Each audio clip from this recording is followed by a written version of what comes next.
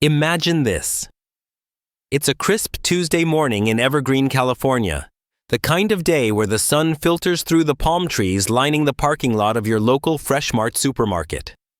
Shoppers shuffle in and out, carts rattling over cracked pavement, moms juggling toddlers and grocery lists, retirees scanning coupons for that perfect deal on canned peaches. Nothing out of the ordinary, just another slice of suburban life ticking along like clockwork. But what if I told you that beneath this everyday facade, danger lurks in the most unexpected places, places we walk past without a second glance? That's where our story begins, and trust me, once you hear it, you'll never look at your furry best friend the same way again. Meet Officer Sarah Thompson, a no-nonsense K9 handler with over a decade on the force in the Evergreen PD. Sarah's the type who lives for the job early mornings, pounding the pavement on patrols, late nights reviewing case files with a cup of black coffee in hand. But her real secret weapon, Max, her chocolate Labrador partner. Labs like Max aren't just adorable goofballs with floppy ears and endless energy. They're powerhouses of intuition, bred from tough Newfoundland water dogs that once hauled nets from icy seas. Max, with his glossy coat and soulful brown eyes, might look like he'd sooner fetch a tennis ball than face down a threat. But don't let that fool you. He's trained to sniff out trouble where humans see none, and on this fateful day, that's exactly what he does. Sarah had just wrapped up a routine shift. Nothing flashy, just a few traffic stops and a wellness check on an elderly neighbor. She pulls into Fresh Mart for a quick caffeine fix, Max trotting beside her on his leash tail, wagging like he's on vacation. The automatic doors whoosh open, blasting them with that familiar grocery store chill mixed with the scent of fresh bread and overripe bananas. Sarah heads toward the coffee aisle, but halfway in, Max stops dead. Not a casual pause. His body goes rigid, ears shooting up like antennas, nose twitching furiously. A low whine escapes his throat, not aggressive, but urgent, like he's tuning into a frequency only he can hear. Sarah feels the leash tighten, her heart skipping a beat. "What's up, buddy?" she whispers, scanning the bustling store. Everything looks normal, a clerk restocking produce, a couple debating cereal brands in aisle 7. But Max, he's locked on, pulling her toward those towering shelves of canned goods, his paws scraping the linoleum as if the floor itself is trying to hold him back. Now let's pause here and dive deeper. Because what Max is doing isn't magic. It's science, wrapped in fur and loyalty. Labrador retrievers have an olfactory system that's up to 40 times more powerful than ours, with over 300 million scent receptors compared to our measly 6 million. They can detect fear pheromones from yards away, picking up on subtle chemical cues that scream danger long before we notice a thing. Take, for example, real-life hero labs who've saved families from invisible threats. There was a Labrador in Illinois who alerted his owners to a carbon monoxide leak by pawing relentlessly at the basement door, preventing what could have been a silent killer headaches turning to unconsciousness, or worse, without a single flame in sight. Or consider Roselle, the guide dog Labrador, who led her blind owner down 78 floors of the World Trade Center on 9/11, navigating smoke chaos and collapsing debris purely on instinct and trust. Causes. Their breeding as working dogs, honed for retrieval in harsh environments, gives them that edge. Consequences. Lives saved, families intact, but ignore it, and the fallout can be devastating: a gas explosion, leveling a home, or in our story's case, something far more sinister brewing. Compare that to your average pet dog at home. They might bark at the mailman or chase squirrels, but trained K9s like Max are on another level. They're conditioned through rigorous drills to differentiate between harmless distractions and real red flags, like the urban noise of a busy store versus the faint acrid scent of hidden terror. Yet, here's where people often trip up, dismissing a dog's alert as just being quirky or overexcited. It's a common mistake thinking our human senses are superior when in reality, we're blind to half the world our dogs perceive. The lesson: trust those animal instincts. They bridge the gap between ordinary moments and life-altering actions. One ignored whine and tragedy unfolds. But listen, and you might just uncover a miracle. And speaking of miracles, Here's the plot twist that hits like a gut punch. Max wasn't always this unflappable hero. Rescued from an abusive home 3 years ago, he arrived at the shelter emaciated, skittish, with scars that told a story of neglect and fear.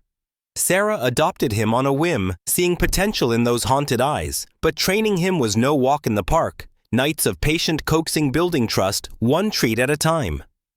Who knew that past trauma would forge him into a detector of hidden pain?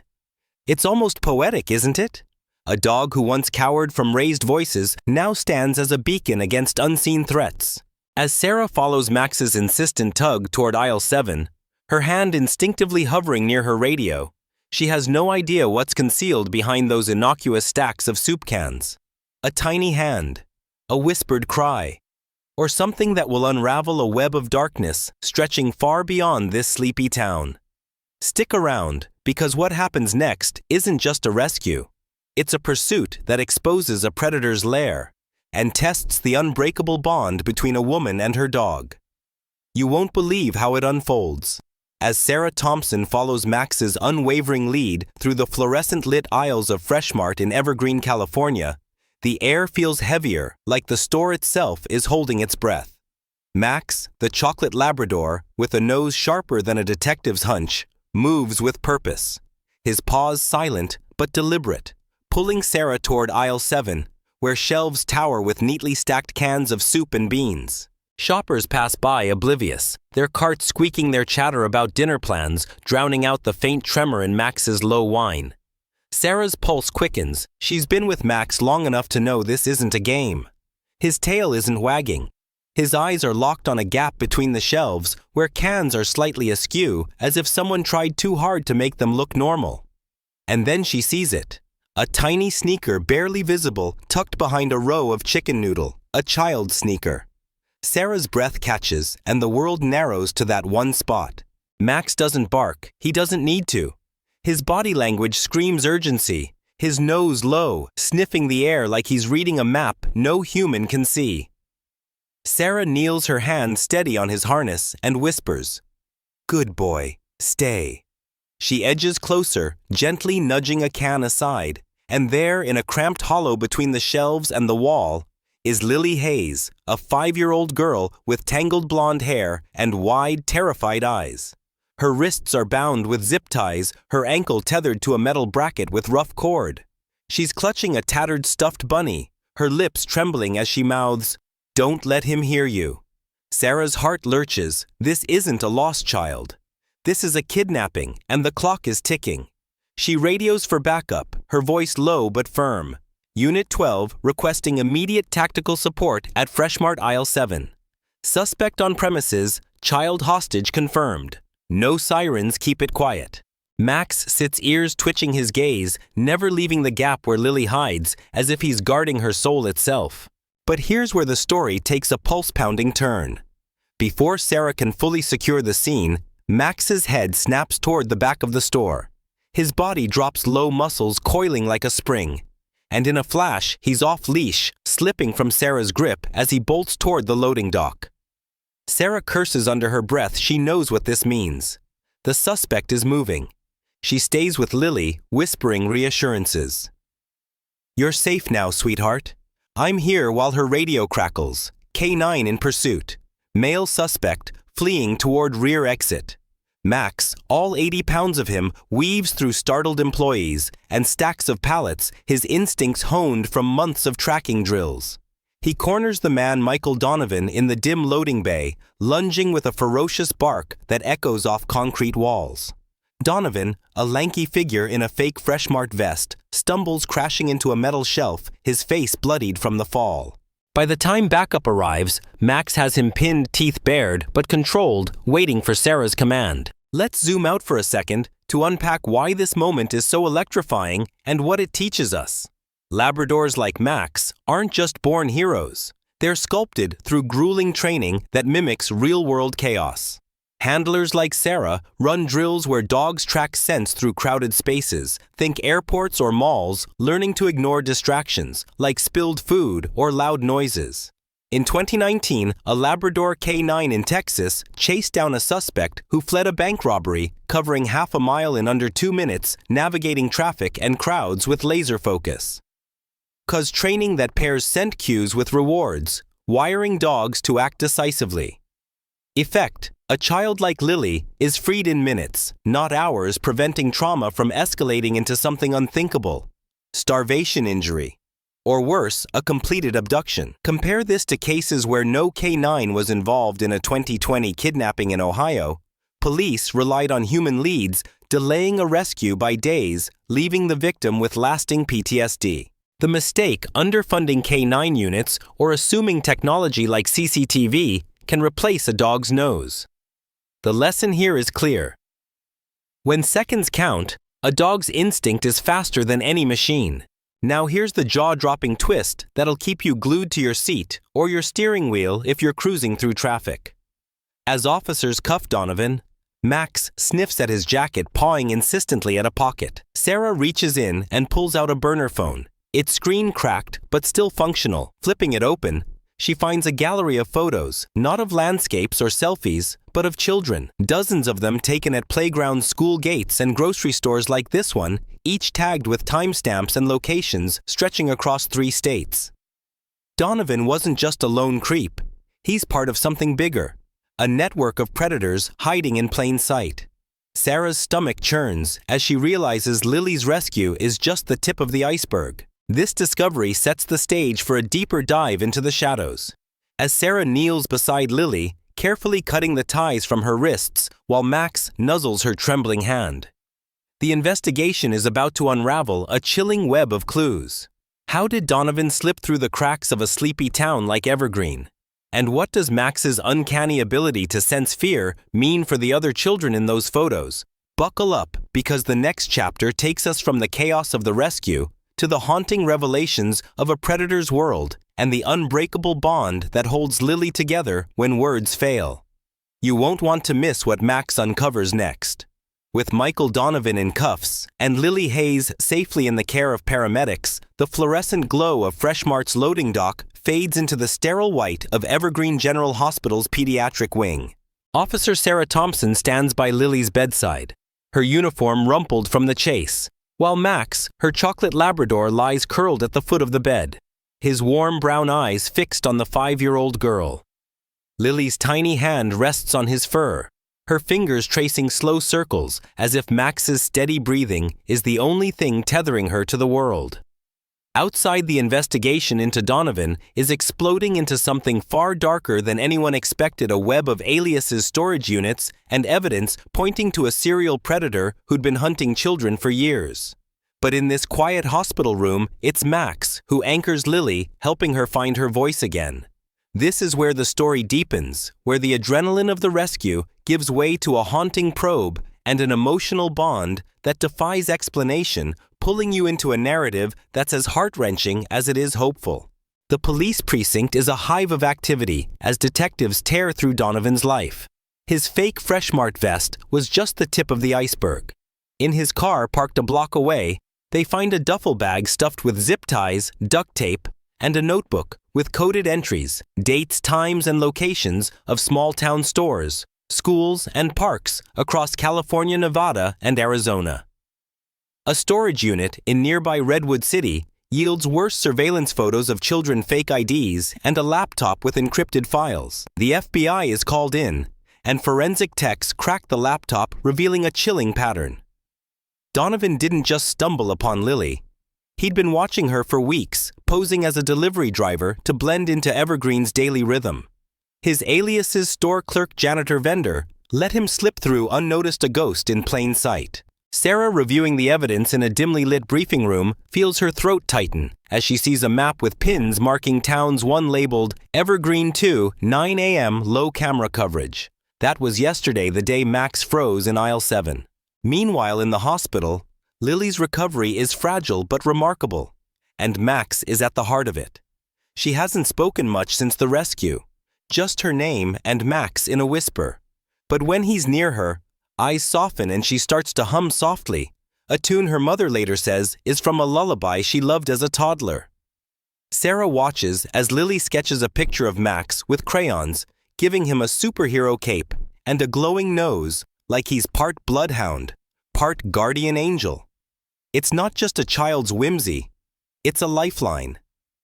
Max, lying still as Lily pets him, seems to understand his role, his tail thumping gently when she giggles at his wet nose. Sarah marvels at this bond, knowing it's no accident. Labradors, with their empathetic nature, are often used in therapy for trauma survivors. In 2021, a Labrador named Buddy in Oregon sat with wildfire survivors, helping children who'd lost homes find words again by simply being there, a furry anchor in a storm of grief. 'Cause dogs lower cortisol levels, their presence triggering oxytocin release, which soothes fear and builds trust. Effect: Lily starts speaking in full sentences by day 3, telling Sarah Max knew I was scared before I made a sound. Without him, she might have stayed silent for weeks, delaying her healing and the investigation. Let's unpack this further because the contrast here is stark. Human counselors, no matter how skilled, often struggle to reach traumatized children like Lily, whose fear locks memories away. In a 2018 study, kids in foster care opened up 30% faster when therapy included dogs, their non-judgmental presence bypassing the walls humans build. But without animals, recovery can stall. Take a 2017 case in Florida, where a kidnapped child without such support took months to testify, letting the suspect walk free on a technicality. The mistake, underestimating the power of animal-assisted therapy, or worse, hospitals barring dogs due to outdated policies. The lesson shines through: bonds forged in crisis reveal hidden strengths, turning vulnerability into resilience. Max isn't just a hero for finding Lily. He's her bridge back to the world, proving that sometimes a dog's quiet presence speaks louder than any human voice. Now here's the twist that'll hit you like a freight train. As Sarah sits with Lily, watching her draw, her radio buzzes with an update from the precinct. Detectives searching Donovan's storage unit found a locked box, and inside, a journal detailing not just his plans, but a chilling mention of partners in other towns. Names, aliases, and meeting points for what looks like a coordinated network of predators. One entry dated a month ago reads, "Evergreen drop-off new buyer girl blonde, 5 to 6 YRs." Sarah's blood runs cold. Lily was targeted for trafficking, not just abduction.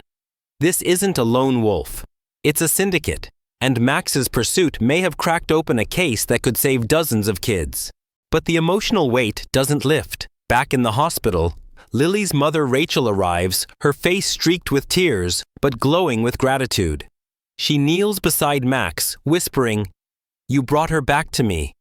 Lily, clutching her drawing, looks up and says, "He heard me when I couldn't scream." Sarah feels a lump in her throat, knowing the road ahead, courtrooms, testimonies, and a fight for justice is just beginning. As Max rests his head on Lily's lap, his eyes glassy with fatigue from the day's chaos, Sarah realizes he's not just a canine. He's a catalyst, unraveling a predator's empire and rebuilding a little girl's heart. What happens when Lily faces her fears in court with Max by her side? And how deep does this dark network run? Stay with us, because the next chapter takes us into a courtroom battle where courage, canine and human, changes everything. You'll want to hear this. The Evergreen Courthouse looms like a fortress of justice, its marble steps gleaming under the California sun. But inside, the air is thick with tension. 6 months after the heart-pounding rescue in Freshmart's Aisle 7. Officer Sarah Thompson sits in the second row of a packed courtroom, her formal blues crisp, but her hands clenched, betraying the weight of the moment. At the witness stand, 6-year-old Lily Hayes perches on a tall wooden chair, her sneakers dangling, a faint tremble in her fingers as she grips a folded drawing of Max, her chocolate Labrador savior. Beside her, on a special mat provided by the county, lies Max himself, his steady presence like a shield against the storm of eyes watching her, reporters, lawyers, and the man who tried to steal her away, Michael Donovan, sitting stone-faced at the defense table. This isn't the full trial yet, just a preliminary hearing to decide if the case against Donovan will escalate to federal court. But for Lily, it's a mountain to climb. And for Max, it's another day to prove that courage doesn't always need words. Buckle up, because this chapter isn't just about justice. It's about a little girl finding her voice, a dog rewriting the rules, and a twist that'll leave you floored. Lily's testimony begins under the gentle guidance of Assistant DA Clara Nguyen, whose soft voice carries a steel edge. Lily Clara asks, "Can you tell us about the day you were in the store?" The room hushes the only sound, the faint hum of the air conditioner and Max's steady breathing. Lily glances at him, her anchor, and Max lifts his head slightly, his warm brown eyes meeting hers. "It's enough. It was the place with the red balloons by the door," she says, her voice small but clear. "The man in the red shirt took me to the back where the cans were. He said if I made noise, I'd never see my mom again." Sarah's heart twists. She can still picture Lily's terrified eyes behind those soup cans. Clara presses gently. "Do you see that man here today?" Lily points without hesitation at Donovan, who stares ahead, his jaw tight, his cheap suit doing little to hide the predator beneath. His eyes didn't smile. Lily adds, unprompted, "Mom says real smiles are in the eyes." His were empty. The courtroom stills the weight of her words, landing like a gavel. Let's dive deeper, because this moment is more than a child's testimony. It's a testament to the power of connection. Labradors like Max are uniquely suited for courtroom support, their calm demeanor and empathetic nature, making them ideal for trauma survivors. In 2022, a Labrador named Daisy in Colorado sat with a 7-year-old during a sexual assault trial, her presence helping the child speak after months of silence, leading to a conviction that might have slipped away. Why dogs reduce stress hormones like cortisol, creating a safe space where fear loosens its grip. The effect Lily's testimony, clear and unflinching, strengthens the case, paving the way for federal charges. Contrast this with cases where no such support exists, like a 2019 trial in Michigan, where a child witness froze without an animal companion, resulting in a hung jury and a predator walking free. The mistake courts often resist allowing dogs citing distractions or outdated rules, missing the fact that a dog's presence can turn a victim's silence into strength. The lesson here is undeniable. Justice isn't blind. It's enhanced by compassion that sees beyond words. But here's where the story takes a gut-wrenching twist that'll have you gripping your steering wheel or pausing mid-task. As Lily recounts Donovan's threats, she pauses, her fingers tightening on Max's fur. Clara, sensing a breakthrough, asks, "Did he say anything else, Lily?" The girl looks down at Max as if drawing courage from his steady gaze and whispers, "He said someone was waiting for me. In a white van outside town. He said they paid him to find girls like me." The courtroom gasps. Sarah's blood runs cold. This matches a cryptic note found in Donovan's journal hinting at a trafficking ring. Lily's words, sparked by Max's calming presence, don't just implicate Donovan. They blow the case wide open, linking him to an unsolved abduction in Nevada from 2 years prior, where a white van was reported near a missing girls' school. The judge's pen freezes mid-note, and even Donovan's lawyer shifts uncomfortably. This isn't just a win for Lily, it's a crack in a hidden empire of crime. The hearing ends with a swift ruling. The case moves to federal court, with charges expanded to include child abduction, endangerment, and conspiracy across state lines. The FBI, already combing through Donovan's laptop, confirms connections to 4 other missing children, their photos matching those on his burner phone. But it's Lily's courage, bolstered by Max, that turns the tide. Outside, as Sarah shields Lily and her mother Rachel from flashing cameras, Rachel whispers through tears, "How do we ever repay him?" Sarah glances at Max, who sits like a sentinel by the courthouse door, unfazed by the chaos. "You don't," she says. "He's just doing what he was born to do." As Max's tail thumps gently, a symbol of quiet heroism, the story's ripple effects are just beginning. What happens when a community rallies around a dog who changed everything? And how does Lily's bravery inspire others to break their silence?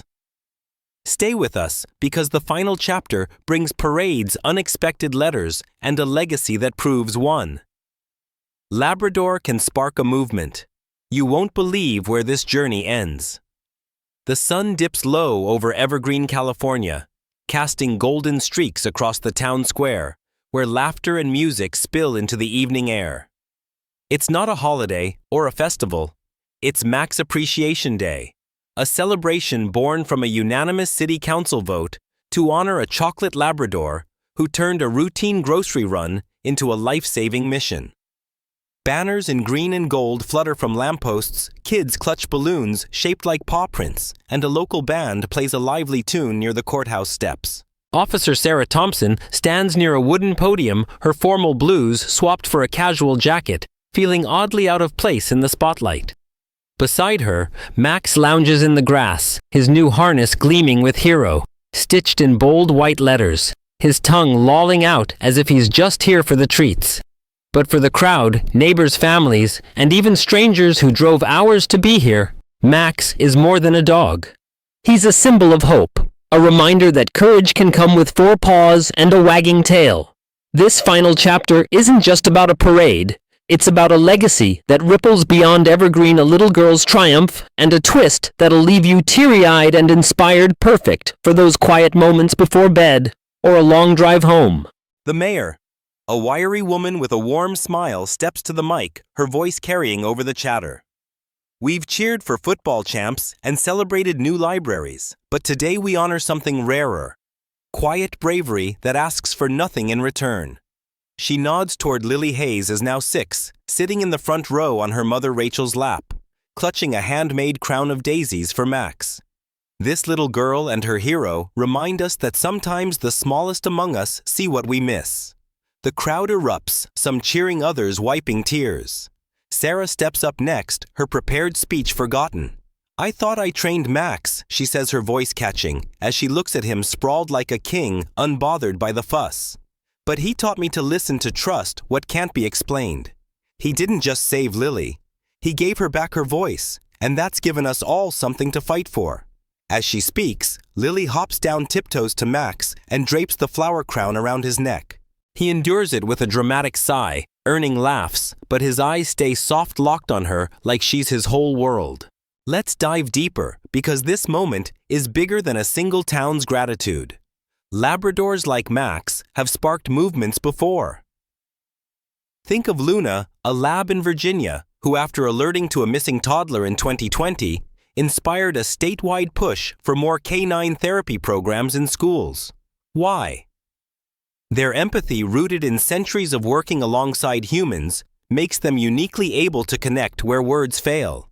The effect Lily's story, amplified by news outlets, leads to a 20% spike in Labrador adoptions nationwide, and new funding for animal-assisted trauma programs in 3 states. Compare this to forgotten cases where no such hero stepped in, like a 2016 abduction in Oregon, where lack of community awareness let a predator slip through, leaving families shattered. The mistake: glorifying rescues without building systems to prevent future crimes, letting momentum fade. The lesson shines bright. True heroism echoes in the lives it transforms, reminding us that love from 4 paws can heal the deepest wounds. Now here's the twist that'll hit you right in the heart.